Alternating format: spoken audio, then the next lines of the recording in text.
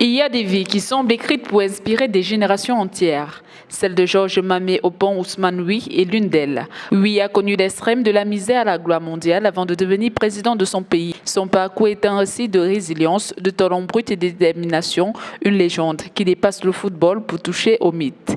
En effet, Georges Wi grandit dans le quartier de Gibata, d'envie de Moronvia, élevé par sa grand-mère. Pieds nus dans les rues poussiéreuses, il perfectionne ses gestes avec une maturité étonnante pour un garçon de son âge. Rapidement, son talent éclate et il devient le meilleur buteur des clubs libériens de Mighty Baol et Invincible Eleven.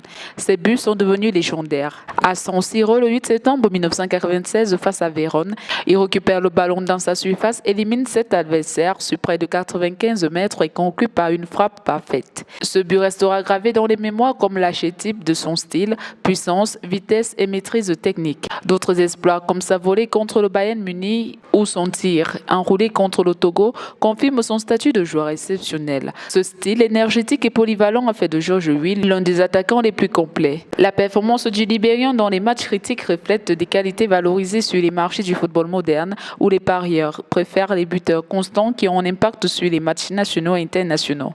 Avec la sélection du Nigeria, il sera le meneur de jeu, le capitaine, le mécène. Malheureusement, son équipe nationale est loin de jouer les premiers rôles même dans la sous-région. La guerre civile qui déchire le Nigeria réduira ses chances de briller en compétition internationale.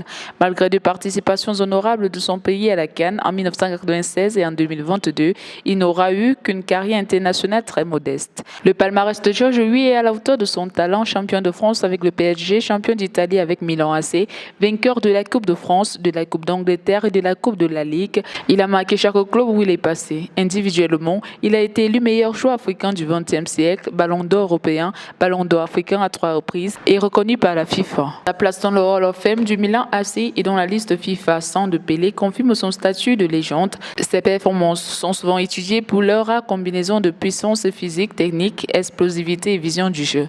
Peu d'attaquants africains ont atteint un tel niveau sur la scène européenne. Aujourd'hui, Victor Osimhen, le prodige nigérian de Galatasaray, est souvent comparé à Wi pour sa vitesse et sa capacité à porter le ballon sur de longues distances, mais le Libérian reste unique par son influence et son aura historique. À sa retraite en 2003, après des passages à Chelsea, Manchester City, Marseille et Al Jazeera, Georges Wi se lance dans la politique. Il devient sénateur en 2014, puis président en 2018 après 2 tentatives ratées en 2015 et 2011. Sa carrière politique, à l'image de sa carrière footballistique, est marquée par le charisme, la proximité avec le peuple et la volonté de changement.